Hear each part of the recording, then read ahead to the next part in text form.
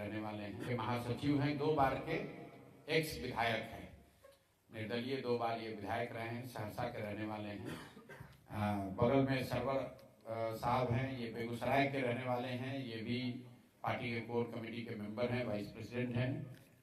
तो मेरे साथ जो साथी हैं इनका मैंने आपसे परिचय इसलिए भी करा दिया कि अगर आपका कोई सवाल इनसे हो तो डायरेक्टली आप इनसे भी सवाल कर सकते हैं, क्योंकि दल का स्वरूप बड़ा हो गया है तो जरूरी नहीं है कि हर गतिविधि और हर व्यक्ति के बारे में मुझे ही जानकारी हो। लेकिन बाकी आपके जो सवाल है, मैं आपके सवालों का जवाब देने के लिए यहाँ बैठा हुआ हूँ। बहुत बहुत धन्यवाद। चंपारण एनडीए का गढ़ रहा है और महागठबंधन को कभी सफलता नहीं मिल रही है, तो लगता है कि जनसुराज यहाँ इसमें जगह बना पाएगा? एनडीए का गढ़ अभी तक रहा है, और एनडीए का गढ़ इसलिए नहीं रहा है कि यहाँ पर एनडीए की बहुत बड़ी समर्थन उनके लिए है। एनडीए का गढ़ होने की वजह एक ये रही है कि यहाँ के लोग के पास विकल्प नहीं रहा है, और खासकर पश्चिम चंपारण जैसे जिले में जहाँ पर राजद के शासनकाल के दौरान लोगों ने बहुत जंगल राज का एक बहुत विभत्स रूप पश्चिम चंपारण में देखा है, तो किसी भी हालत में लोग यहाँ राजद से जुड़े हुए दलों को वोट नहीं देना चाहते हैं। उसी का फायदा यहाँ पर एनडीए जैसे गठबंधनों को मिलता रहा है, जिनके नेताओं ने जनता को यहाँ एक तरीके से टेकन फॉर ग्रांटेड कर लिया है। उनको मालूम है कि राजद को तो लोग वोट देंगे नहीं, क्योंकि वो वापस जंगल राज का वो विभत्स चेहरा देखना नहीं चाहते हैं, तो मजबूरी में लोग उन्हीं को वोट देते रहे। लेकिन जैसे ही अभी जनसुराज का विकल्प जनता के सामने आएगा, आप देखेंगे कि चंपारण में जनसुराज को बहुत बड़ी सफलता मिलेगी। इनफैक्ट मुझे ऐसा लगता है कि जनसुराज की जो राज्य स्तर पर जो भी परिणाम हो, उसमें चंपारण का परिणाम सबसे बेहतर होगा। आज की जो सभा है, क्या यह चुनावी सभा मानी जाए और हुंकार मानी जाए जनसुराज की और प्रशांत किशोर की? नहीं, ये जनसुराज दल बनने के बाद जो राजनीतिक कार्यकर्ता सहयोगी जुड़े हुए हैं, ये उनकी ताकत है, ये उनका प्रयास है। प्रशांत किशोर तो जैसा कि आपने देखा आपके जिले में, हम तो 5, 10, 20, 25, 50 आदमी के साथ पैदल चले हैं, गांव गए हैं। टोटल 55 दिन हम यहाँ पर पैदल चले हैं। तब तो इतनी कोई दल नहीं था, इतना बड़ा संगठन नहीं था, तब तो इस सिर्फ विचार को, इस प्रयास को लेकर ही हम लोग गांव गए थे।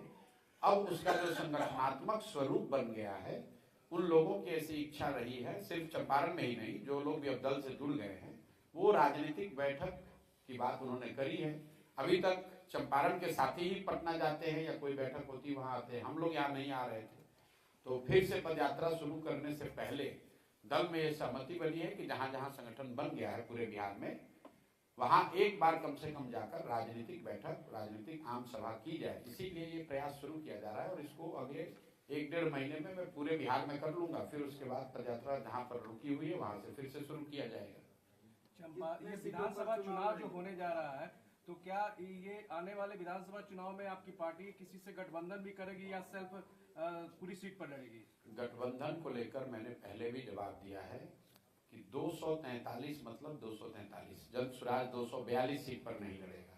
फिर लोग सवाल करते हैं कि अच्छा चुनाव के बाद क्या होगा, तो मैं गठबंधन को लेकर आपको बड़ा स्पष्ट बता दूं, 2025 में 243 सीट पर जनसुराज चुनाव लड़ेगी, और 2029 में भी 243 सीट पर ही लड़ेंगे। अभी नहीं, 2029 तक का आपको बता रहे हैं। तो फिर ये सवाल मत कीजिएगा कि चुनाव जीतने के बाद अगर कोई संभावना बन गई, किधर जाइएगा, दाएं जाइएगा कि बाएं जाइएगा। जनसुराज बिहार को सुधारने का प्रयास है, व्यवस्था के बदलने का प्रयास है, कुछ एमएलए जीतकर सरकार बनाने का प्रयास नहीं है। और मैं पूरी तरीके से कृत संकल्पित हूं, चाहे 2 बरस लगे, 5 बरस लगे, 10 बरस लगे, कोई इसके ईमानदारी में, इसकी शुद्धता में, इस विचार के प्रयास में कोई कमी नहीं, कोई उसमें कॉम्प्रोमाइज नहीं होगा। तो गठबंधन का न पहले न बाद में कोई न संभावना आज है, न 25 के बाद होगी, न 29 में होगी। कम से कम जब तक मैं जीवित हूं, मैं इस काम को कर रहा हूं, सवाल ही नहीं पैदा होता है कि बिहार में किसी एग्जिस्टिंग दल के साथ हम लोग कोई गठबंधन कर लें, क्योंकि इन्हीं दलों ने तो बिहार को बर्बाद किया है। लालू नीतीश ने ही तो इसको बर्बाद किया है, कांग्रेस ने ही तो बिहार के लोगों का भविष्य लालू के हाथ में बेचा है। आज भाजपाइयों ने ही तो नीतीश को हम लोग के सर पर थोपा है। तो इन्हीं चारों के साथ या इनमें से किसी के साथ गठबंधन करके हम बदलाव की बात कैसे कर सकते हैं? बिहार में शराबबंदी है, क्या लगता है आपको जीतने के बाद शराबबंदी चालू रहेगी कि यह बंद हो जाएगी? अब बिहार में शराबबंदी है, अगर पश्चिम चंपारण के इतने सब वरीय साथी पत्रकार अगर आप कह रहे हैं कि शराबबंदी है, तो मेरा कोई बात कहना ही इस पर बेकार है। बिहार में शराबबंदी नहीं है, शराबबंदी के नाम पर शराब की दुकानें बंद हैं, घर घर शराब बिक रहा है। और हम जनसुराज ने पहले घोषणा करी है कि अगर जनसुराज की सरकार बनती है तो 1 घंटे के अंदर बिहार से शराबबंदी का कानून हटा दिया जाएगा। इसलिए हटा दिया जाएगा कि दुनिया में इस बात का कहीं कोई प्रमाण नहीं है। सिर्फ बिहार की बात नहीं कह रहा हूं, देश की बात नहीं कर रहा हूं, दुनिया में इस बात का कहीं कोई प्रमाण नहीं है कि शराबबंदी के जरिए किसी समाज का आर्थिक, सामाजिक, नैतिक सुधार हुआ। दूसरी बात, शराबबंदी की वजह से बिहार में करीब करीब 15 से 20 हजार करोड़ रुपए का नुकसान हो रहा है हर साल। ये पैसा कहाँ जा रहा है? ये पैसा जा रहा है यहाँ के भ्रष्ट नेताओं के जेब में, यहाँ के अफसरों के जेब में, शराब माफिया के जेब में। बिहार सरकार जिसका बजट अभी अभी आया है, आप उसका विकास का बजट देख लीजिए, 20,000 करोड़ रुपया इतनी बड़ी राशि है कि प्लान्ड एक्सपेंडिचर का करीब करीब ये 15 से 20% होता है। 1/3 से 1/4 पैसा जो है आप फॉरगो कर रहे हैं, और ये पैसा से किसी का फायदा नहीं हो रहा है। ये पैसा मिल रहा है यहाँ के अफसरों को, नेताओं को, शराब माफियाओं को। तीसरी बात कही गई, गांधी जी ने ये कहा है, इस बात को भी मैंने खुलासा किया है कि जो भी गांधी को पढ़ने का, समझने का दावा करते हैं, उनको मेरी खुली चुनौती है, आप मुझे गांधी जी का लिखा हुआ एक लाइन, एक पंक्ति दिखा दीजिए या बोला हुआ वाक्य सुना दीजिए जिसमें गांधी जी ने कहा है कि सरकार कानून बनाकर शराबबंदी लागू करे। गांधी जी ने शराबबंदी को सामाजिक प्रयास के तौर पर बताया, कानून बनाने की बात नहीं कही। अगर गांधी जी कानून बनवाना चाहते तो देश आजाद हुआ था, गांधी जी कहते पूरे देश में शराबबंदी लागू हो गई होती। अंतिम 2 और बात, सर जिस शराबबंदी को महिलाओं के नाम पर किया गया है, सबसे ज्यादा इस कानून का प्रताड़ना भी इस कानून से महिलाओं की है। कुल 8 लाख से ज्यादा मामले हुए हैं शराबबंदी में, 6.5 लाख से ज्यादा केसेस में कोर्ट ने कॉग्निजेंस लिया है, और 1.25 लाख से ज्यादा लोग आज भी अंडर ट्रायल जेल में हैं। जो लोग जेल में आज बंद हैं, ज्यादातर ये लोग समाज के गरीब और पिछड़े समाज के लोग हैं, जिनको कोई वकील नहीं मिल रहा है, जिनका कोई कोर्ट में केस लड़ने वाला नहीं है, वही लोग आज जेल में बंद हैं। तो जो लोग सामाजिक न्याय की बात कर रहे हैं वो ये भी बताएं कि शराबबंदी से सबसे बड़ा नुकसान किसको हुआ है। जो सरकार में ऊपर बैठा हुआ है, नीतीश कुमार के अगल बगल बैठा है, वो तो शराब का धंधा कर रहा है, वो करोड़ों रुपया कमा रहा है, और गरीब आदमी कहीं पकड़ लिया गया उसको आप पकड़ के जेल में कर देते हैं। तो ये बिल्कुल हम लोग इस नीति के खिलाफ हैं, इसके हटाने के पक्षधर हैं, और जैसे ही जनसुराज की सरकार बनेगी इसको हटा दिया जाएगा। कई लोग कहते हैं कि भैया ये कीजिएगा तो महिला वोट नहीं देगी, तो मैं हमेशा आपको कहता हूं कि जनसुराज में मैंने इस अभियान को शुरू करते समय एक अपने आप से वादा किया है कि 10 वर्ष मैंने बहुत नेताओं और दलों के साथ काम किया। कई बार हम लोग जानते हैं कि ये बात गलत है, फिर भी वोट के लिए वो बात बोली जाती है, लेकिन इस अभियान में मैंने ये संकल्प लिया है कि मुझे जो बात सही लगेगी मैं बोलूंगा वही। आपको अच्छा लगे तो जुड़िए, नहीं अच्छा लगता है तो कोई बात नहीं है, लेकिन उस पर कोई कॉम्प्रोमाइज होने वाला नहीं है। बिहार में डोमिसाइल नीति नहीं लागू होने के कारण बहुत सारे ऐसे बिहार के युवक हैं जो बेरोजगार हो रहे हैं, नौकरी से वंचित रह रहे हैं। क्या डोमिसाइल नीति पर कुछ कहेंगे? बिल्कुल कहेंगे। देखिए, डोमिसाइल नीति क्यों नहीं बिहार में डोमिसाइल लागू है? इसलिए नहीं लागू है कि हम लोग के मुखिया नीतीश कुमार जी को हर 6 महीने साल भर पर ये फितूर रहता है कि हम देश के प्रधानमंत्री बन सकते हैं। तो उनको लगता है कि दूसरे राज्यों के 10, 20, 50 बच्चों को भी अगर नौकरी यहाँ मिलेगी तो दूसरे राज्य में लोग जाकर कहेगा कि भाई नीतीश कुमार बहुत अच्छा सरकार चला रहा है, वहां हमको वोट मिलेगा। वरना कोई वजह नहीं है कि बिहार जैसे गरीब राज्य में, जहां पर से 50 लाख से ज्यादा लोग 6 से 8 हजार 10 हजार रुपए की मजदूरी के लिए बाहर जा रहे हैं, वहां पर जो भी सरकारी नौकरी निकल रही है उसमें 50% से ज्यादा लोग यहाँ से बाहर के लोगों को आकर नौकरी मिल रही है। लेकिन जितना नीतीश कुमार इसके लिए जिम्मेवार हैं, उतना ही भाजपा ही जिम्मेवार है। देखिए, ये जो भाजपाई हैं यहाँ पर, ये बिल्कुल बड़े होशियारी से सत्ता में भी हैं और कोई जिम्मेवारी भी नहीं लेते हैं। आप लोग सब यहाँ चंपारण के पत्रकार हैं, आपने कहा कि भाजपा का ये गढ़ है। जरा भाजपाइयों से पूछिए कि भाई शराबबंदी से इतना ही फायदा है तो देश में तो तुम्हारी सरकार है, तुम देश में इसको काहे नहीं लागू करा देते हो? बगल में योगी जी काहे नहीं लागू कर दे रहे हैं शराबबंदी? जरा भाजपाइयों से पूछिए। तो अगर इतना बढ़िया ये कानून है तो बिहार के लोग ही इसका मजाक क्यों ले रहे हैं? तुम यूपी के लोगों को भी मजा दिलवाओ भाई, तुम देश में भी लागू करा दो। ये जो भाजपा की जो मोहित नीति है, यही काम तो कांग्रेस ने किया है। देश में बैठकर आप इकोनॉमिक ग्रोथ की बात कर रहे हैं और बिहार में आप बिहार को हवाले कर दिया लालू के जंगल राज के। वही काम भाजपा वाले कर रहे हैं। देश में आप विकास, तरक्की, फैक्ट्री की बात कर रहे हैं और बिहार में आकर शराबबंदी और 5 किलो अनाज, मंदिर मस्जिद की बात कर रहे हैं। तो मैं हमेशा कहता हूं कि बिहार के बर्बादी के लिए लालू और नीतीश जिम्मेवार है, लेकिन इसके असली गुनाहगार कांग्रेस और भाजपा ही हैं, क्योंकि लालू जी को इस राज्य की जनता ने सिर्फ एक बार वोट दिया है 1995 में।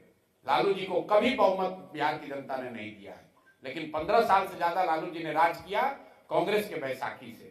उसी तरह नीतीश कुमार को बिहार की जनता ने सिर्फ एक बार वोट दिया है, 117 एमएलए जिताया था 2010 में। उसके अलावा जितनी बार मुख्यमंत्री नीतीश कुमार रहे हैं, ज्यादातर समय भाजपा के सपोर्ट से रहे हैं। तो अगर नीतीश सरकार के खिलाफ लोगों में गुस्सा है, नीतीश कुमार गलत कुछ कर रहे हैं, तो उसका असली गुनाहगार भाजपा ही है। ये दूसरे राज्य में दूसरे के पार्टियों को तोड़कर अपना सरकार बनाते हैं, विधायकों को खरीद कर सरकार बनाते हैं। बिहार में ऐसा कैसे है कि इनका 75 विधायक है, सामने से नीतीश कुमार का 42 विधायक है और नीतीश कुमार मुख्यमंत्री है। सामाजिक समीकरण के नाम पर कि 12 को एमपी का समर्थन दिल्ली में मिलता रहे, बिहार के बच्चे अगर भोग रहे हैं तो भोगें, बिहार के बच्चे पलायन कर रहे हैं, इनको कोई उसकी चिंता नहीं है। मोदी जी आए कह रहे हैं कि बिहार का लाडला मुख्यमंत्री है। ये नहीं कहा कि यही लाडला, हम तो अपील कर रहे हैं आपके जरिए भाजपाइयों को, माननीय मुख्य प्रधानमंत्री मोदी जी को, कि अगली बार जब अमित शाह जी और मोदी जी आए तो उनको ये घोषणा करनी चाहिए कि यही लाडले व्यक्ति अगले 5 वर्ष में मुख्यमंत्री रहेंगे। वो घोषणा कर दें। चंपारण में अगर एक सीट पर भाजपा न हारी तो आप हमसे पूछ लीजिएगा, खाली ये घोषणा कर दें।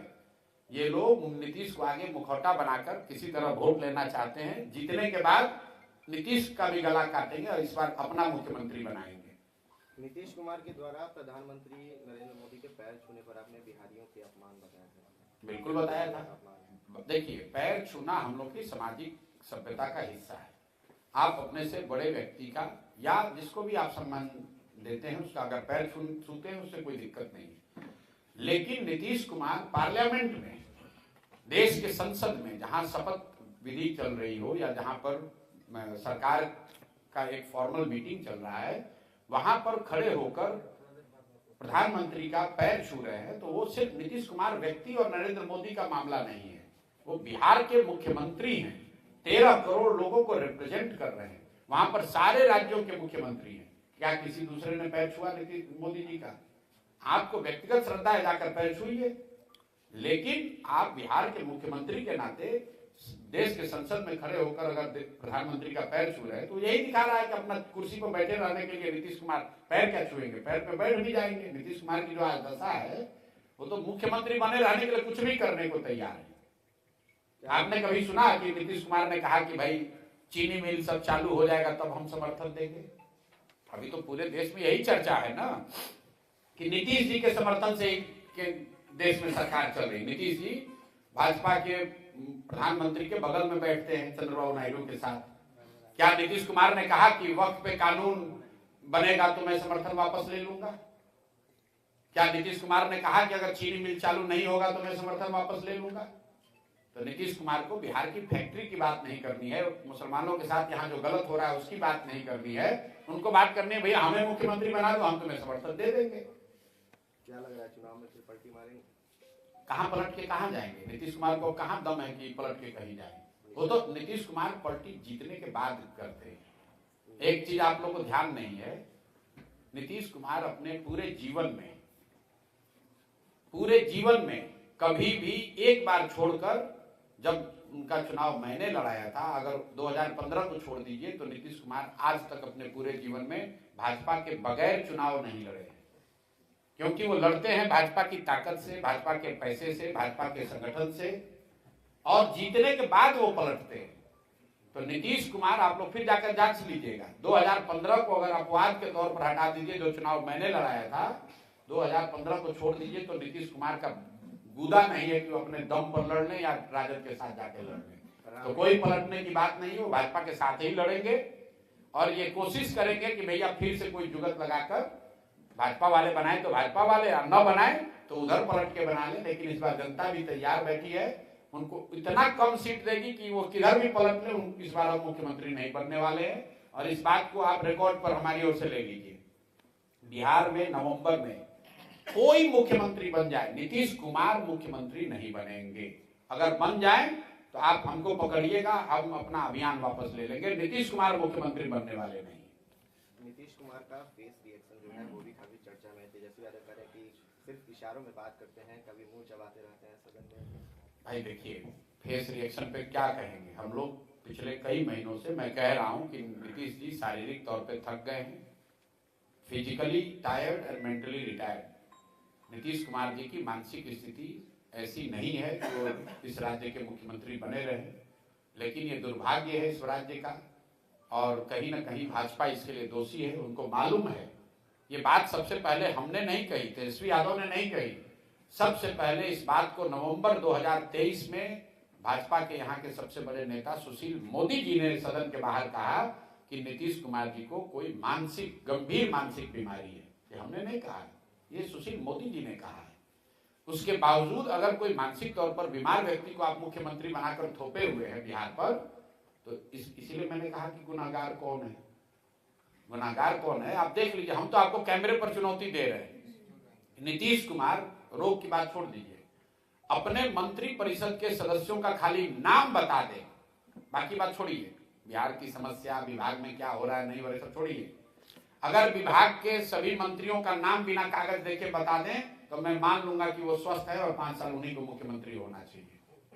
नीतीश कुमार अपने विभाग के मंत्री परिषद के साथियों का नाम तक नहीं बता सकते हैं और पटना में या जो लोग भी नीतीश कुमार के इर्द गिर्द हो रही घटनाओं को गंभीरता से देख समझ रहे हैं, वो सब बात ये जानते हैं कि नीतीश कुमार की अभी मानसिक स्थिति ऐसी नहीं है। उनको तो ये याद नहीं रह रहा है कि किस जिला में हम जा रहे हैं।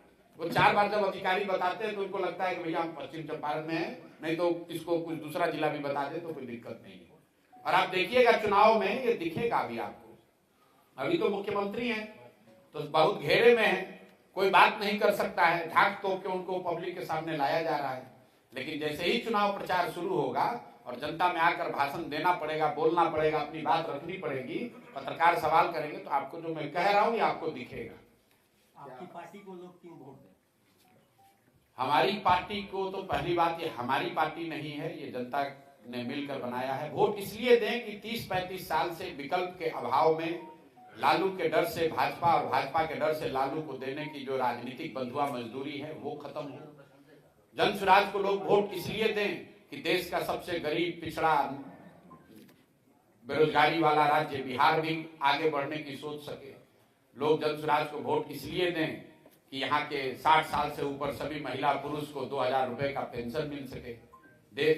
यहाँ के लोग जन स्वराज को वोट इसलिए दें कि 2025 के बाद जब छठ में लोग यहाँ वापस आए तो 5-10 हजार रुपए की मजदूरी के लिए उनको बाहर नहीं जाना पड़े। लोग वोट इसलिए दें कि मनरेगा से कृषि को जोड़ा जाए ताकि बिहार का किसान भी पंजाब और हरियाणा के किसान की तरह समृद्ध बन सके। लोग वोट इसलिए दें कि यहाँ विद्यालय से खिचड़ी बंटना बंद हो, सही में पढ़ाई की शुरुआत हो और गरीब से गरीब का बच्चा भी बढ़िया अंग्रेजी स्कूल में पढ़ सके, ये व्यवस्था बने। इसलिए जन स्वराज को वोट दें। सिर्फ भाजपा से डरकर लालू को वोट न देते रहें, लालू से डरकर भाजपा को वोट न देते रहें और विकल्प नहीं होने की वजह से 30-35 बरस से जो आपकी राजनीतिक बंधुआ मजदूरी है उससे आजादी के लिए जन स्वराज को वोट दें। सर एक सवाल रहेगा, आपने कहा था लालू के समय जंगल राज था, उस जंगल राज से मुक्ति मिली और नीतीश की सरकार में कलम की डकैती शुरू हो गई, अफसरशाही है।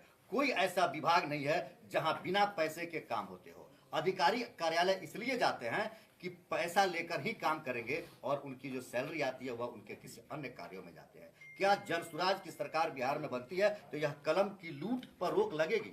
बिल्कुल बिल्कुल लगेगी और उसका पूरा ब्लूप्रिंट भी हम लोगों ने दिया है। मैं उन व्यक्तियों में से नहीं हूं जो कहता है कि मैं जन स्वराज की सरकार बनेगी तो भ्रष्टाचार खत्म हो जाएगा। भ्रष्टाचार खत्म तो नहीं होगा, लेकिन बहुत बड़े स्तर पर इस पर अंकुश जरूर लगा दिया जाएगा।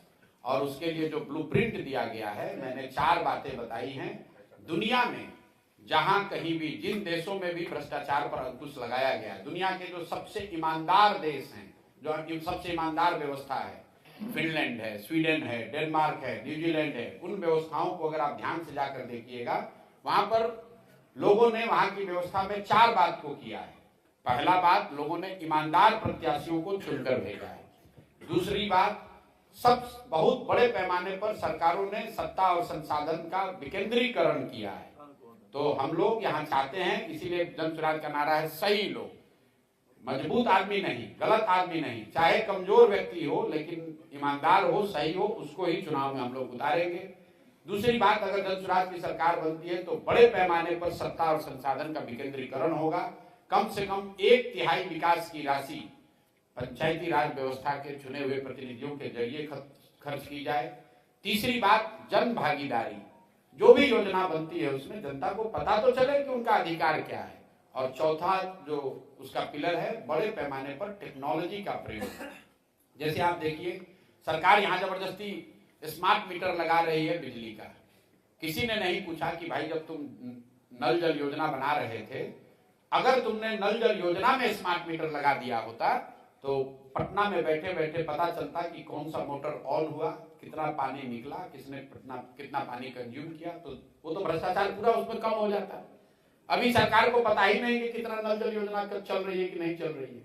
तो ये 4 जो सिद्धांत हैं, राजनीतिक लड़ाई में, लोकतांत्रिक लड़ाई में शुचिता आए, इसके लिए अच्छे लोगों का चुनाव, जो लोग चुनकर आए, व्यवस्था बने, उसमें बड़े स्तर पर सत्ता और संसाधन का विकेंद्रीकरण, तीसरा जन भागीदारी, और चौथा बड़े पैमाने पर टेक्नोलॉजी का प्रयोग। इन 4 चीजों से बिहार में बहुत बड़े स्तर पर भ्रष्टाचार पर अंकुश लगाया जा सकेगा। इसलिए नहीं कि मैं कह रहा हूं, क्योंकि दुनिया में इस बात का प्रमाण है कि जिन देशों में भी, जिन राज्यों में भी भ्रष्टाचार पर अंकुश लगाया गया है, वो इन्हीं 4 माध्यमों से ये अंकुश लगाया जा सकता है। अच्छे लोगों से क्या मतलब है? आपकी पार्टी में जो लोग आ जाए वही अच्छा है, या दूसरे पार्टी छोड़ दिया जाता है वही अच्छा है? क्या है अच्छे लोगों का मतलब? अच्छे लोगों का मतलब ये है कि आप बालू माफिया नहीं है। अच्छे लोगों का मतलब ये है कि आप शराब माफिया नहीं है। अच्छे लोगों का मतलब ये नहीं है कि आप सिर्फ इसलिए चुनाव लड़ रहे हैं क्योंकि आपके बाबूजी विधायक और मंत्री थे। अच्छे लोगों का मतलब ये नहीं है कि आप इसलिए चुनाव लड़ने के अधिकारी हैं क्योंकि आपके जाति की सबसे बड़ी संख्या उस विधानसभा में है। अच्छे लोगों, एक मिनट, अच्छे लोगों का मतलब ये है जिसको समाज में कम से कम लोग ये कहते हैं कि नहीं, आदमी कमजोर है, अच्छा है, लेकिन समाज के लिए कुछ करने वाले हैं, कुछ करने की सोच रखते हैं, कर पाए न कर पाए लेकिन करने की सोच रखते हैं। अब आप कहिएगा कि आपके भी दल में बहुत लोग जुड़ा हुआ है, दूसरे दल से आया है, उसका अच्छा का कौन गारंटी लेगा? तो पहले दिन से हम कह रहे हैं कि कोई इसकी गारंटी नहीं ले सकता है। हमारे पास कोई दूरबीन नहीं है कि हम देख के बता दें कौन अच्छा कौन खराब, लेकिन इतना जरूर कर सकते हैं कि जो लोग हमारे इर्द गिर्द हैं, जो लोगों को जिम्मेवारी दी गई है, जिनको चुनाव लड़ाया गया है, वो ज्यादातर लोग, एक तो गलती हो सकता है कहीं, ज्यादातर लोग दूसरे दलों के मुकाबले या जो यहाँ समाज में स्थिति है उसके मुकाबले आपको स्वच्छ और समाज के लिए अच्छी सोच रखने वाले लोग होंगे। कोई भी व्यवस्था परफेक्ट नहीं है। आज ऐसा नहीं है कि राजद में, भाजपा में, जदयू में कोई ईमानदार नहीं है, लेकिन आप उनसे जाकर पूछिए कि भाई तुम्हारा क्या हाल है, तो क्या कहता है कि भैया क्या करें, व्यवस्था ऐसा है कि हम लोग भी, ईमानदार आदमी को भी चोरी करना पड़ता है। तो हम जन स्वराज जो व्यवस्था बना रही है कि कम से कम जन स्वराज में से जुड़े हुए लोगों में इतने अच्छे लोग जरूर रहे कि कुछ गलत आ भी जाए तो गलत कर ना पाए, ये इसका सिद्धांत है। सर, बिहार के वासियों के साथ हमेशा धोखा होता है। किसी भी पार्टी से कोई भी नेता आते हैं, बिहार के लोगों के साथ वादा करते हैं कि जीतने के बाद हम ये करेंगे, ये विकास करेंगे, लेकिन जीत जाने के बाद वादे से सब मुकर जाते हैं। तो आपके पार्टी पे कैसे भरोसा किया जाए? आपका भी पार्टी तो नया है सर। बिल्कुल भरोसा न करें, लेकिन जिसने पहले आपको ठग लिया, मोदी जी मोतिहारी में 2014 में आए थे और वहीं से भाषण में कहा कि जब इस चीनी मिल को चालू करने के बाद इसके चीनी से बने हुए चाय पीऊंगा तभी वोट मांगने आऊंगा। 2014 में कहे, 14 के बाद 5 गो चुनाव में मोदी जी वोट मांगने आए और मोतिहारी की जनता ने उन्हीं मोदी जी के कहने पर फिर वोट दिया। तो भैया वो तो नोन है कि इन्होंने धोखा दिया।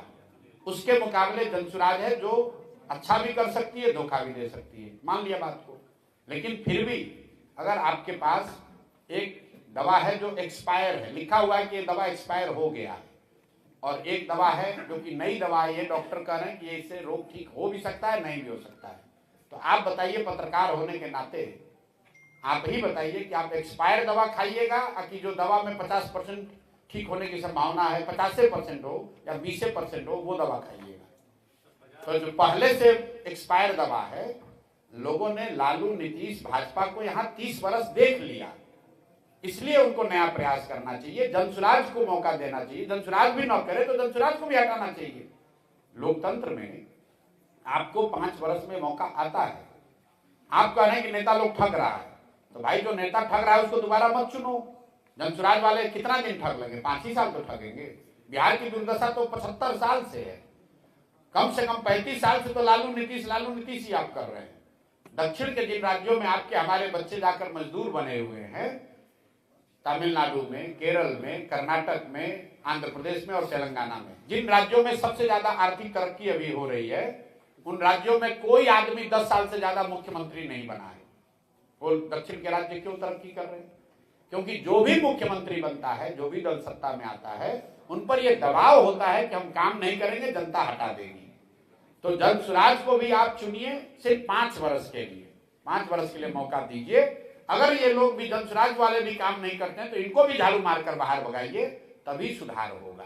किसी एक दल को आप लगातार वोट देते रहेंगे तो वो दल चाहे भाजपा हो, जदयू हो, जनसुराज हो, राजद हो, कांग्रेस हो, वो आपको टेकन फॉर ग्रांटेड ले लेंगे, आपका काम नहीं करेंगे।